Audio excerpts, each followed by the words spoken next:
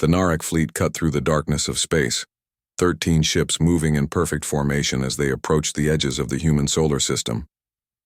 Captain Tay stood on the bridge of his flagship, the Dread Harvester, all 6 of his eyes focused on the three-dimensional star map projected before him.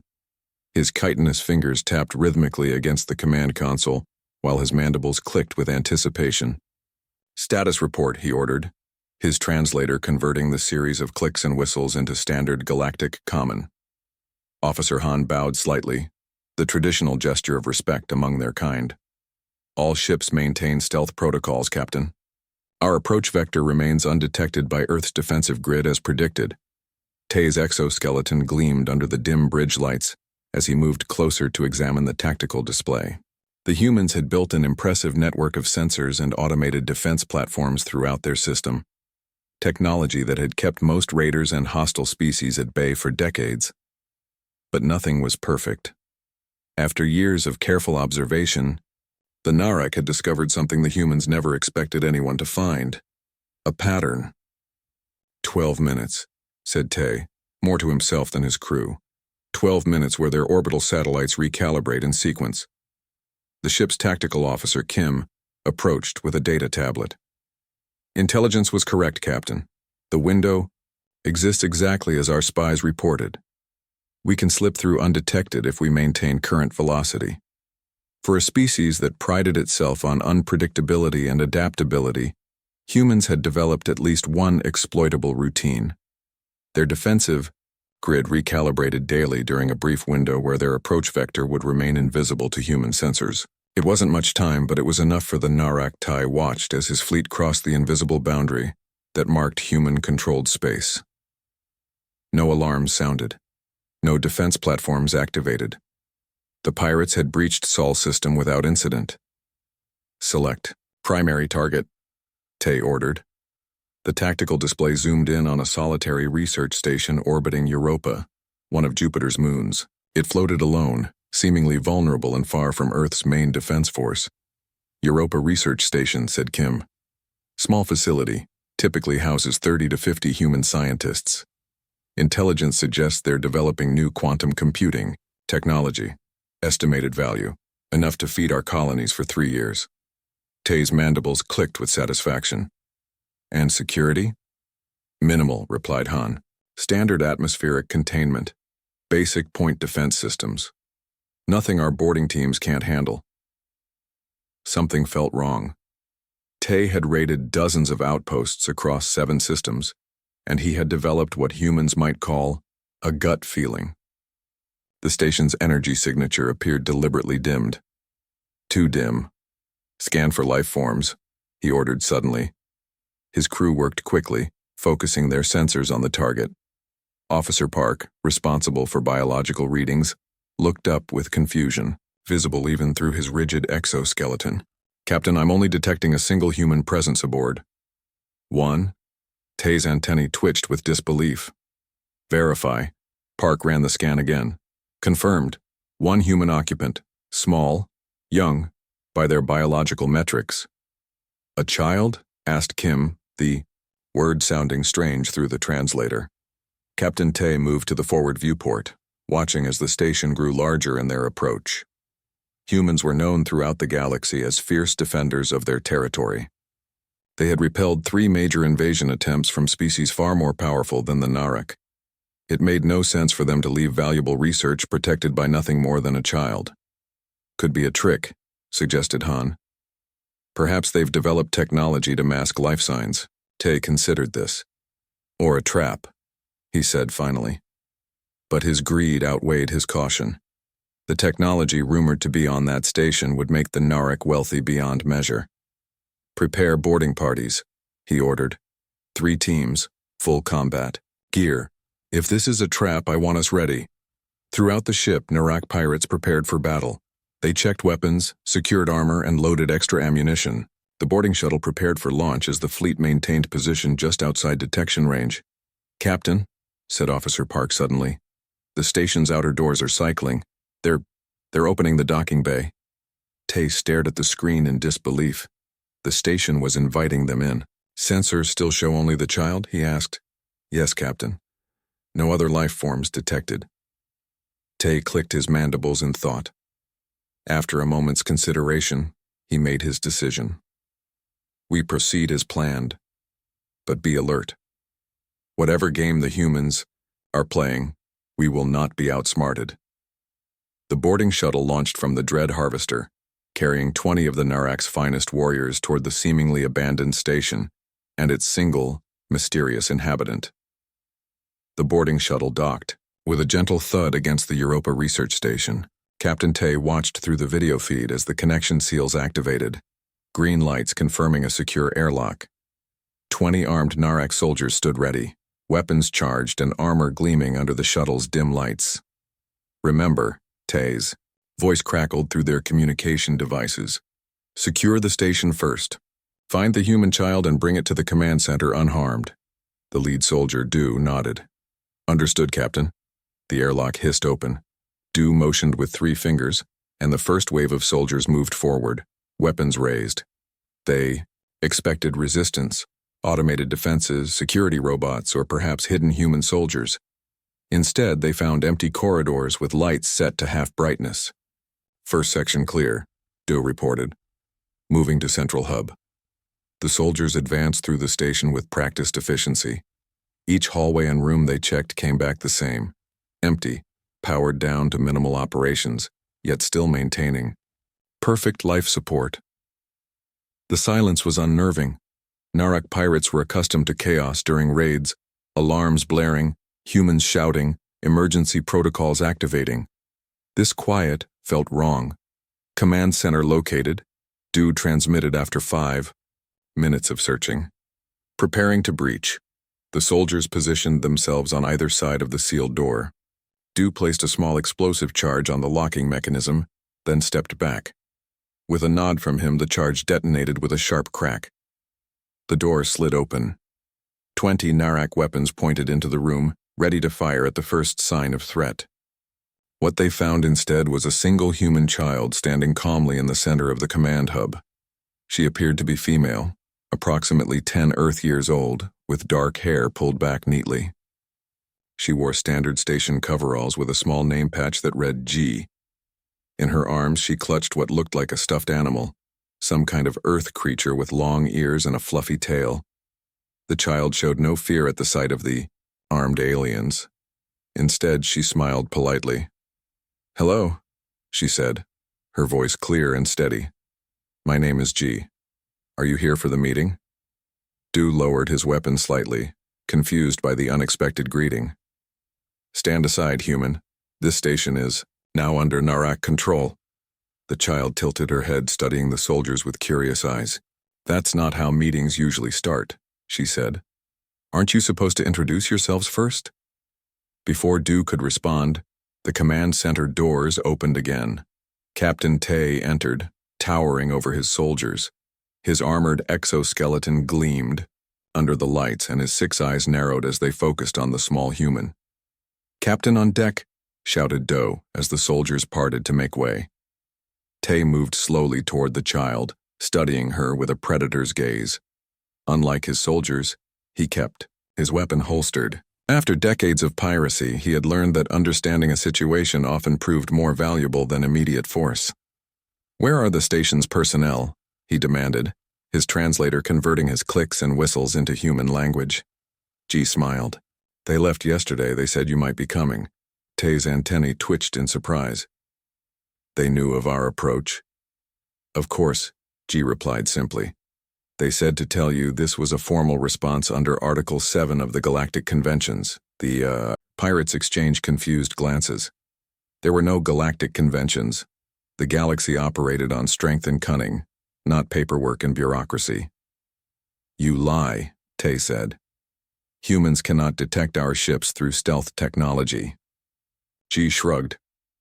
"I'm just telling you what they told me. I'm supposed to be the official representative for this interaction." Tay circled the child slowly, his mandibles clicking in thought. "A child as representative? That makes no sense." "It makes perfect sense if you understand Protocol 11, G responded confidently. Tay stopped his pacing. "Explain this protocol." G hugged her stuffed animal tighter. I'm not supposed to explain, I'm just supposed to be here. Adults make things complicated sometimes. Children make things simple.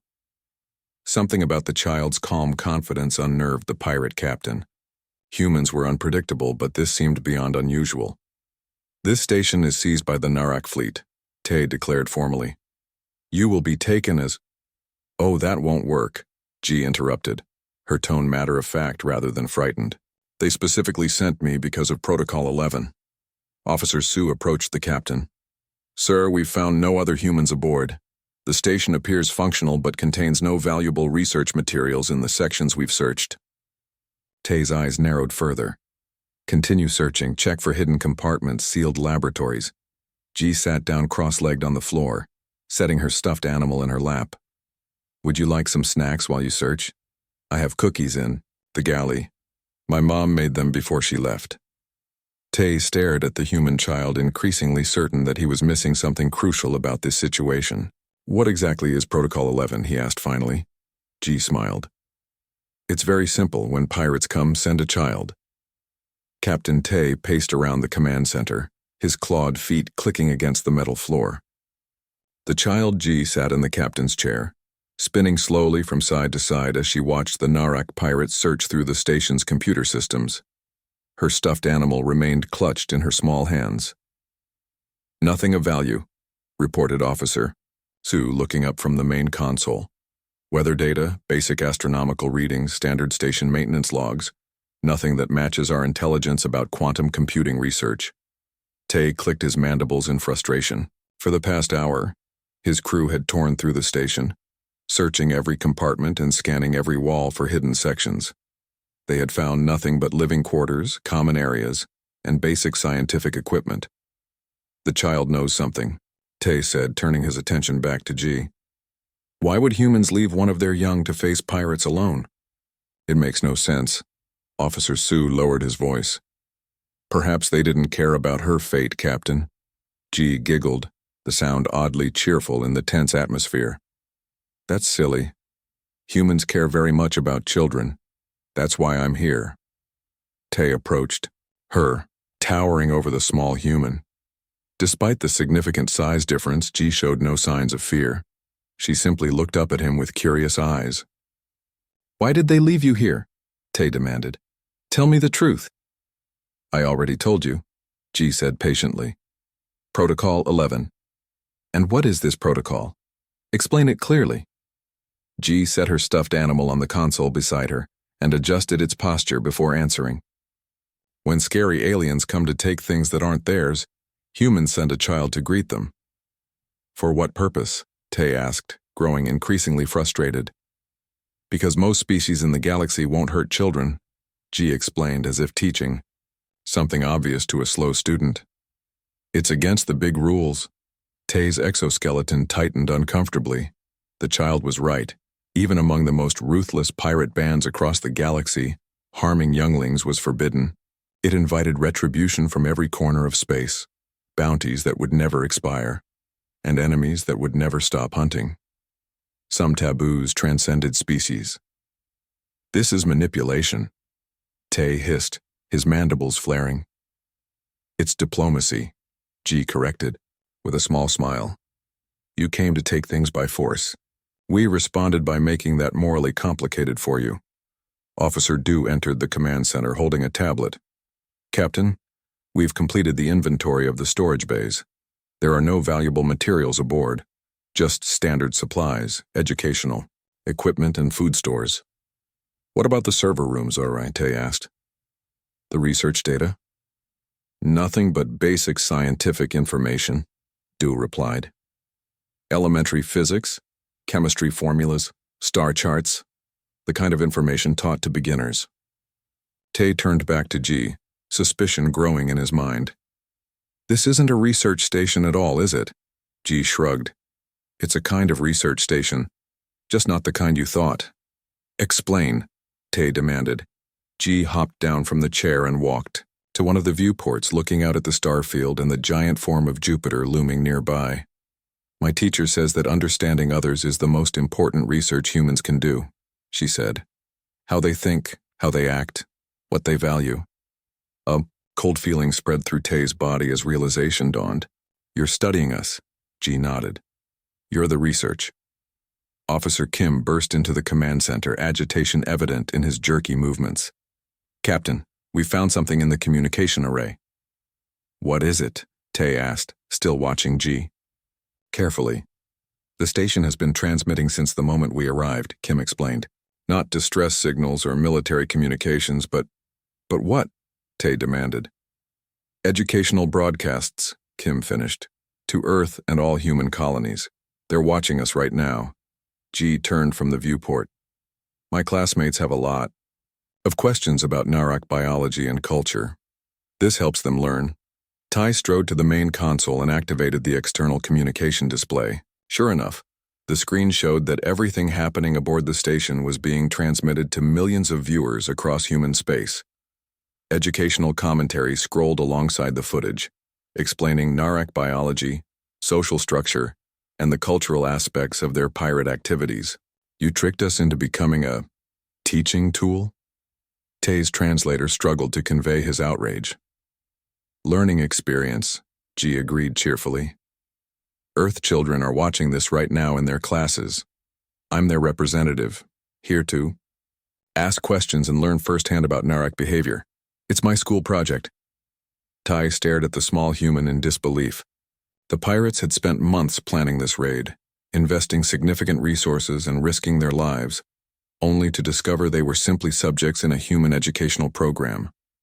Why would your leaders agree to such a plan? He asked. Risking a child to study pirates? G picked up her stuffed animal again, stroking its fuzzy ears. Oh, they get more than just study data. They also get to see how different species treat human children. It tells them everything they need to know about potential threats. The realization hit Tay like a physical blow. This wasn't just education, it was assessment. The humans were evaluating the Narak, measuring their threat level by their behavior toward a defenseless child. In the quiet town of Millbrook, Sarah Thompson stood motionless, her hands trembling as she unfolded the old letter her grandmother had hidden for decades. The yellowed paper crackled beneath her fingers, revealing a secret that would change everything she thought she knew about her family. The letter began with her grandmother's elegant handwriting, describing a night from 60 years ago when a mysterious stranger arrived at their farmhouse. He was wounded, carrying a small wooden box that seemed to hold something incredibly precious. Sarah's grandmother, then a young woman named Elizabeth, had hidden the man from local authorities who were searching the area. As Sarah read further, she discovered that the stranger was not just a random traveler, but a person with a complex past connected directly to her family's hidden history. He spoke of a valuable artifact, something that could potentially alter historical understanding if discovered.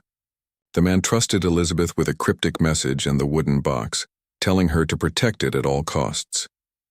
The narrative unfolded like a delicate puzzle. The stranger had been part of a secret research group investigating an archaeological discovery that powerful people wanted to keep hidden. He had been pursued, injured, and knew his chances of survival were slim. By entrusting the box to Elizabeth, he hoped to preserve something significant. Sarah's heart raced as she realized the box, which had been stored in her grandmother's old trunk for years, might still be in the house.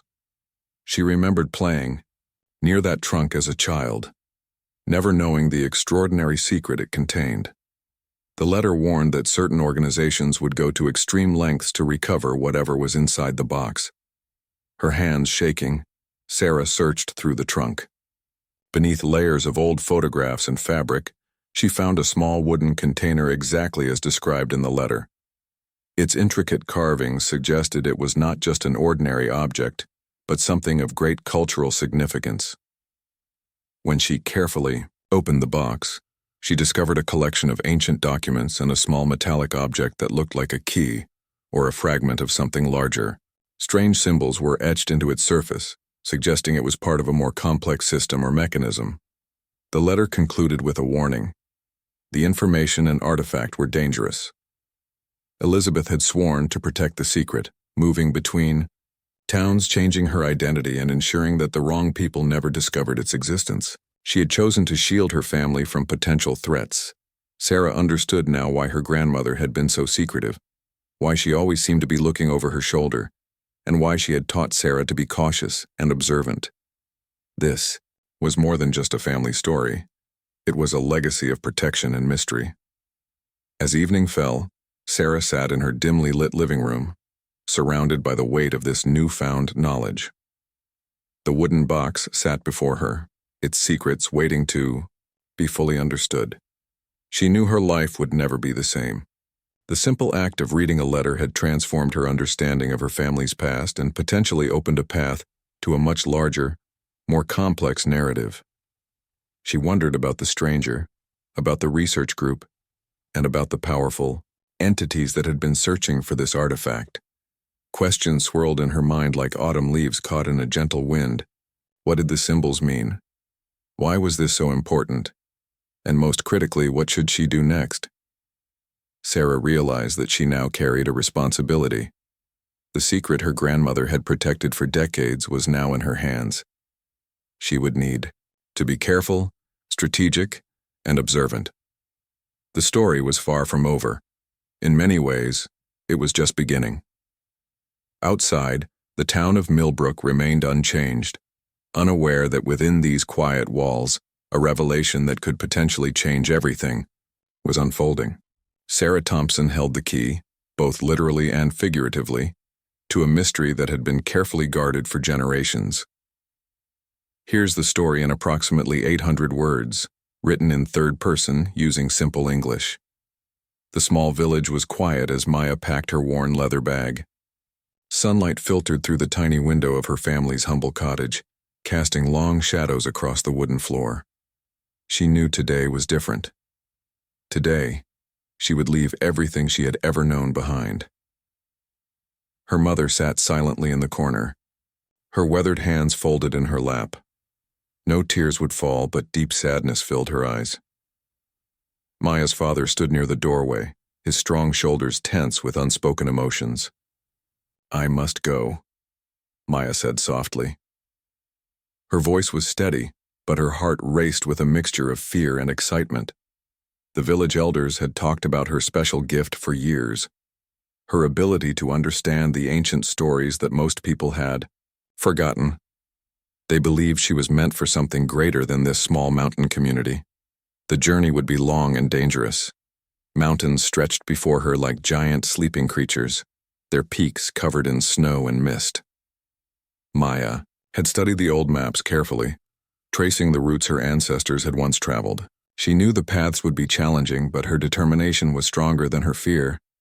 Her small bag contained only the essentials: some dried bread, a water skin, a warm wool blanket, and the sacred scroll her grandmother had given her before she died. The scroll was wrapped in soft leather, its edges carefully protected. It contained secrets that could change everything. As she stepped outside, the village looked different.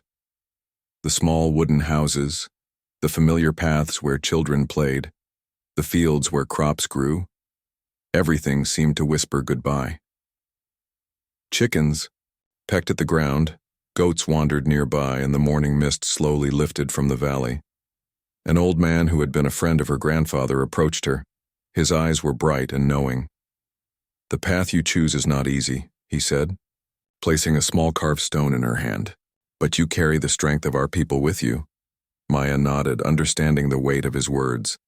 She was not just leaving for herself, but for her entire community. The stories she would uncover could help them survive, could bring back the knowledge that had been lost for generations. The first steps away from the village were the hardest. Each step felt like breaking an invisible thread that had connected her to this place her entire life.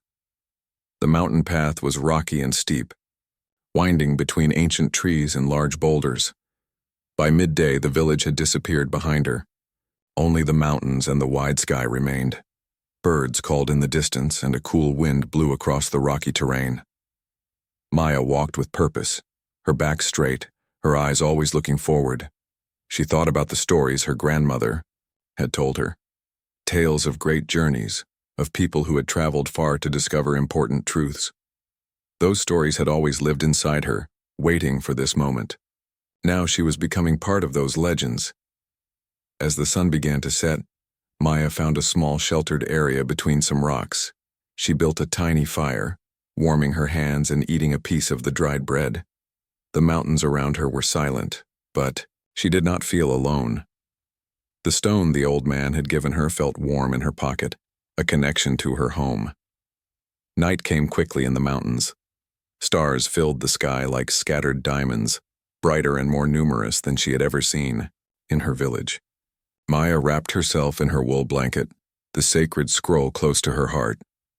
She knew tomorrow would bring new challenges, unknown paths, possible dangers, and the weight of her mission. But in this moment, under the vast mountain sky, she felt something powerful: hope. Hope for her people, hope for the knowledge she would uncover, hope for a future different from their past. As sleep slowly claimed her, Maya dreamed of the journey ahead. Mountains, rivers, unknown lands, they all waited for her, and she was ready. The first step of her great adventure was complete. Many more would follow,